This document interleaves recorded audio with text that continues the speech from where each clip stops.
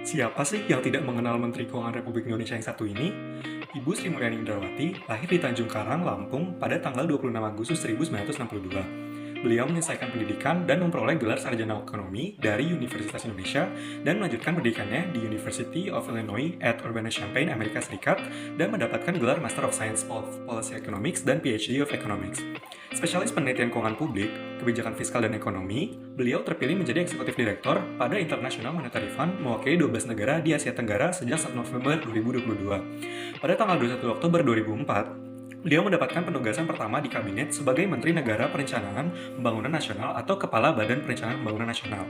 Selanjutnya, pada tanggal 5 Desember 2005, dia dilantik menjadi Menteri Keuangan. Beliau dilantik kembali menjadi Menteri Keuangan pada tanggal 27 Juli 2016 dan pada tanggal 23 Oktober 2019 dalam Kabinet Presiden Joko Widodo.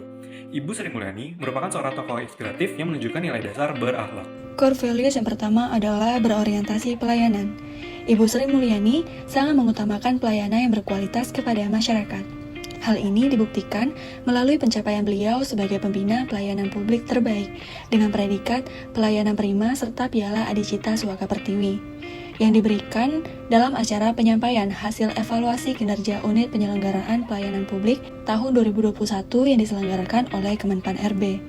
Contohnya, terkait sejumlah kasus yang saat ini menyerang nama Kementerian Keuangan, Ibu Sri Mulyani selalu cekatan dan solutif, serta dapat diandalkan dalam mengatasi masalah tersebut. Sikap akuntabilitas Ibu Sri Mulyani terlihat dari cara beliau menangani sejumlah kasus yang membuat riuh media sosial belakangan ini. Dalam sebuah konferensi pers, Ibu Sri turut mengucapkan permintaan maaf atas perilaku penganiayaan oleh anak dari salah satu pejabat di lingkungan Direktorat Jenderal Pajak. Selain itu, Ibu Sri Mulyani juga menunjukkan sikap kesediaan untuk mengklarifikasi pertanyaan terkait transaksi janggal senilai 300 triliun di lingkungan Kementerian Keuangan.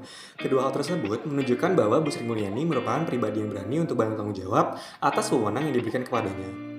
Sudah tidak dapat dipungkiri lagi bahwa Ibu Sri Mulyani adalah seorang yang kompeten. Dengan segudang prestasi, bahkan skill Ibu Sri Mulyani juga telah diakui secara internasional. Beliau adalah orang Indonesia pertama yang menjabat sebagai Direktur Pelaksana Bank Dunia. Selain itu, beliau juga memiliki beberapa penghargaan internasional, antara lain Finance Minister of the Year for East Asia Pacific tahun 2020 oleh majalah Global Markets sebagai penghargaan atas upaya penanganan pandemi COVID-19 di Indonesia. Perempuan paling berpengaruh pada tahun 2020 versi Forbes, serta Distinguished Leadership and Service Award yang diberikan dalam pertemuan tahunan anggota di Institute of International Finance di Washington DC pada 11 Oktober 2021. Ibu Sri Mulyani selalu menghargai pendapat orang lain, terutama mengenai instansi yang dipimpinnya, yaitu Kementerian Keuangan. Demi membangun lingkungan kerja yang kondusif, beliau sering memberikan nasihat kepada pegawai untuk selalu peduli dan menghargai perbedaan pendapat yang dikemukakan orang lain. Demi kemajuan bangsa dan negara melalui Kementerian Keuangan. Terlihat dari bagaimana beliau tenang menyikapi setiap pertanyaan yang diajukan, baik dari publik maupun dari negarawan, mengenai institusi yang dipimpinnya, yaitu Kementerian Keuangan. Mulai dari kasus RAT, sampai misteri uang 300 triliun di Kementerian Keuangan. Keseluruhannya dapat dijelaskan secara baik, lugas, tegas, namun tetap harmonis. Core values yang kelima adalah loyal. Nilai loyal sepertinya tidak bisa dipisahkan dari sosok Ibu Sri Mulyani karena dedikasinya kepada negara Indonesia. Seperti yang kita ketahui, Ibu Sri Mulyani sebelumnya menjabat sebagai Direktur Pelaksana Bank Dunia pada periode 2010 hingga 2016. Bahkan, Presiden Bank Dunia, Jim Yong Kim, pernah menyanjung Ibu Sri Mulyani sebagai Direktur Pelaksana Bank Dunia paling terhormat sepanjang sejarah Bank Dunia. Meskipun nama dan karirnya sudah bagus di Bank Dunia, namun Ibu Sri Mulyani memilih kembali dan memberikan dedikasinya kepada negara Indonesia sebagai Menteri Keuangan. Beliau berupaya membangun fondasi yang kokoh bagi struktur ekonomi Indonesia. Itu menunjukkan bahwa Ibu Sri Mulyani selalu berupaya dan berkomitmen memberikan kontribusi terhadap negara Indonesia sebagai wujud dedikasinya dan pengabdiannya serta sifat nasionalismenya. Dalam memimpin sebuah institusi pemerintah, nilai adaptif sudah sewajarnya dimiliki oleh Ibu Sri Mulyani. Beliau selalu memberikan inovasi dalam memimpin Kementerian Keuangan.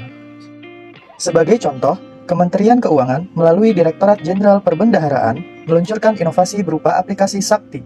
Aplikasi ini merupakan wujud nyata adaptasi teknologi dalam pelayanan publik. Aplikasi ini memudahkan pencairan uang negara secara real-time untuk pelaksanaan program kerja di tiap satuan kerja pemerintah. Hal ini menunjukkan bahwa pengimplementasian nilai adaptif dalam pelayanan publik dapat memperbaiki dan mempercepat kinerja ASN dalam melayani. Core values yang terakhir adalah kolaboratif. Ibu Sri Mulyani dikenal sebagai sosok yang memiliki sikap kolaboratif dalam bekerja. Di berbagai kesempatan, Ibu Sri Mulyani sering menekankan pentingnya kerjasama dan kolaborasi dalam mencapai tujuan bersama. Ibu Sri Mulyani selalu mengajak berbagai pihak untuk bekerja sama mencari solusi dari berbagai masalah ekonomi yang dihadapi oleh Indonesia, serta bekerja sama dalam membuat kebijakan yang lebih efektif dan efisien. Contoh kolaborasi yang dilakukan yaitu membangun hubungan yang baik dengan Bank Dunia untuk meningkatkan kerjasama dalam bidang pembangunan ekonomi. Kemudian, kolaborasi dengan Menteri Keuangan negara lain untuk memperkuat hubungan ekonomi Indonesia dengan negara lain. Dan kolaborasi dengan organisasi internasional seperti G20, Forum Ekonomi Dunia, Organisasi Perdagangan Dunia, dan kolaborasi-kolaborasi lainnya. Hal tersebut menunjukkan bahwa Ibu Sri Mulyani selalu menunjukkan kesediaannya untuk bekerja sama dan bersinergi dalam mencapai hasil yang lebih baik bagi Indonesia. Baik, sekian pemaparan role model berakhlak dari kelompok kami. Terima kasih telah menyimak.